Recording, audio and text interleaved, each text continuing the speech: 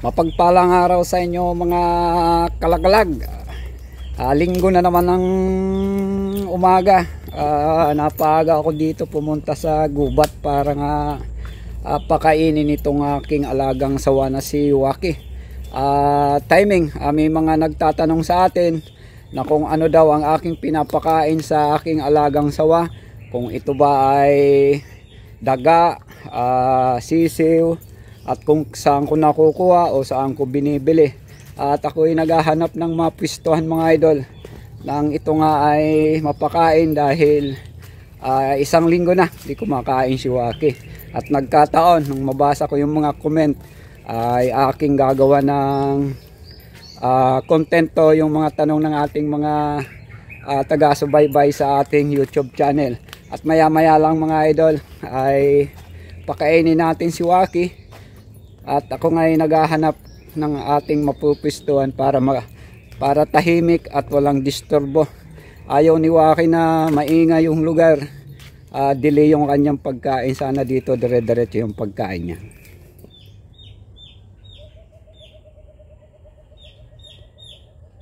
Dito tayo po pwesto mga idol. Dito sa may malaking puno. At dito sa mga sanga nito na may singit. Ayan. Yan, may singit. Diyan natin lalagay yung pagkain niya. Buhay ang binibigay natin kay Waki kasi ayaw niya ng patay. At paglapag natin dyan ang pagkain niya ay siya na ang bahalang kumuha. Bago natin pakainin mga idol si Waki ay pakikita ko muna sa inyo. Siya ay lagi kong kasama mga idol. Ayan. Nandito lang siya lagi sa aking belt bag. So ito si Waki mga idol. Ayan. Siya ay napakaamo na. Kilala niya na ako sa amoy pa lang. At siya ay kahit tawakan mo sa ulo, hindi kanyan tutuklawin. Ayan mga idol. Si Waki ay nakawala na to sa kulungan nung bagyong Pipito. After 2 weeks umuwi ito sa bahay.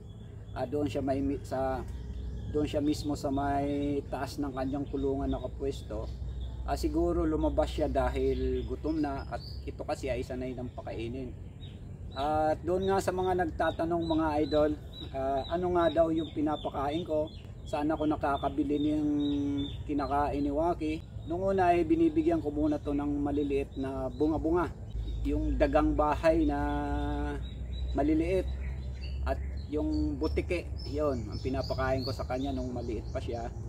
Nung lumalaki na siya ng konti ay kumukuha ako ng bumibili ako sa palengke yung may mga damage ng sisiw na 45 days, tulad ng mga napipilayan, nanghihina na, mga nababalian ng pakpak. Yun ang aking binibili kasi reject na yon, at binibigay ko sa kanya. Siya mismo ang kusang kumakain na.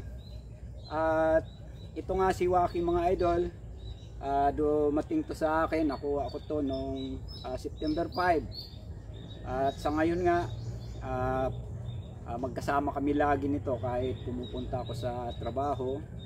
Kasama ko siya, kahit gumawa ako ng CI, nasa tabi ko lang to si Waki. At dahil nga sa loob ng isang linggo na di siya kumakain, ay pakakainin natin siya mga kalagalag.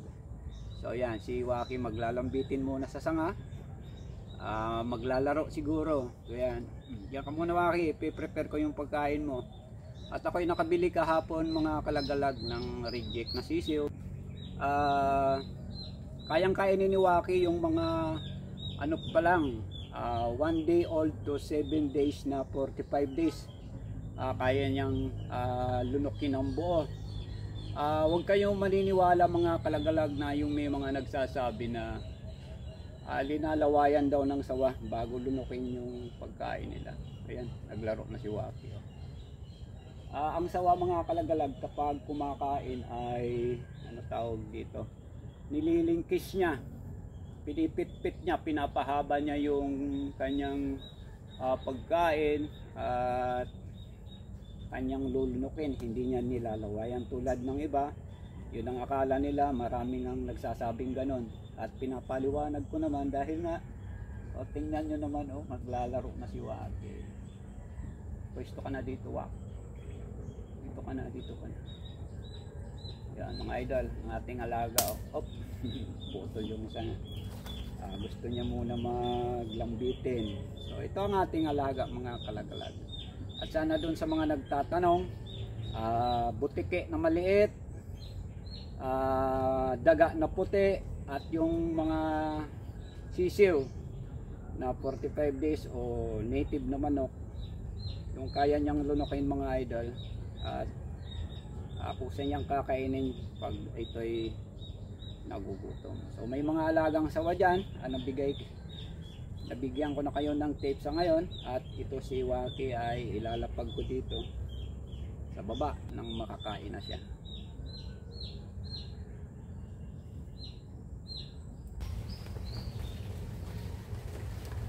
Yan mga idol, habang kumakain si Waki ay hindi ko siya pwedeng ipakita sa inyo kung paano siya lumingkis at kanina pinakita ko siya, yung tiyan niya ay manipis, at mamaya nakakain na siya, mga idol, para hindi tayo ma-strike, no?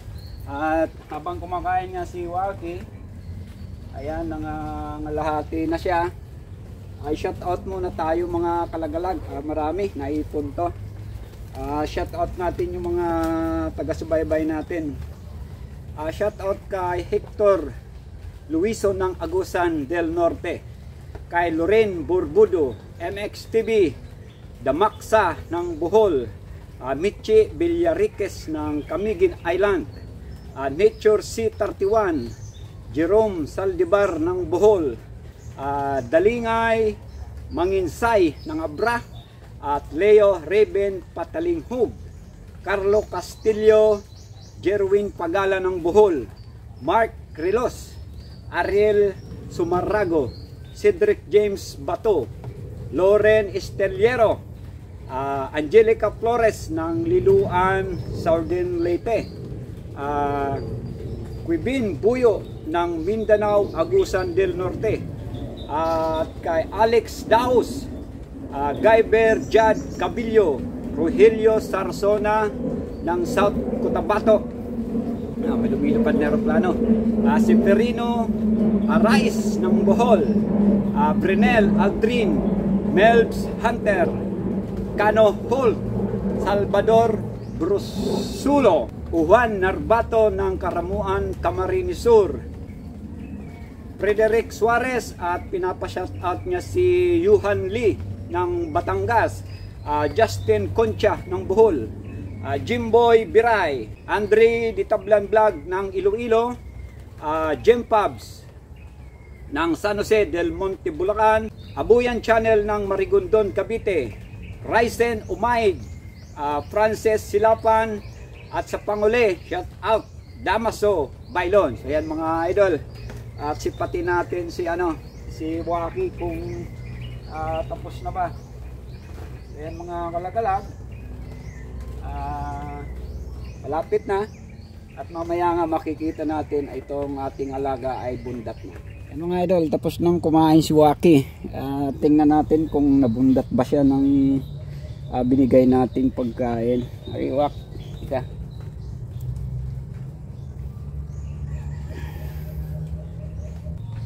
Ito na, mga idol, si Waki. Tingnan natin yung tiyan niya kung nabundat ba siya.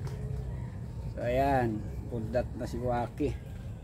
Ayan, nabundat na siya, mga idol, at pwede na siya umuwi.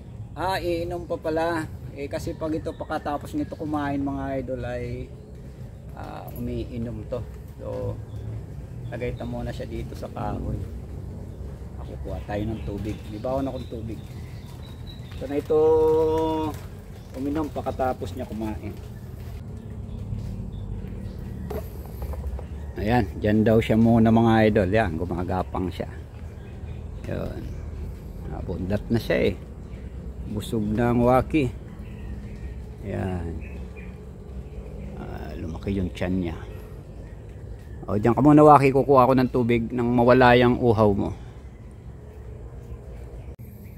O yan, mga idol, ito yung tiyan ni Waki. Ayan, bundat na siya. Ayan, busog na naman itong aking alaga. Ikaw, Wak, Pakita mo na yung ano mo. Yan, aakit na naman siya sa kamay ko. Ayan. Yun. Nabundat yung tiyan niya. Kanina, plat na plat yan. Yan, gustong gusto niya talaga makit ng puno. Tara, tara, tara. Wag na. Hirap mo kunin pag nasa taas ka ng puno. Painumin natin mga idol. Inom yung tubig oh.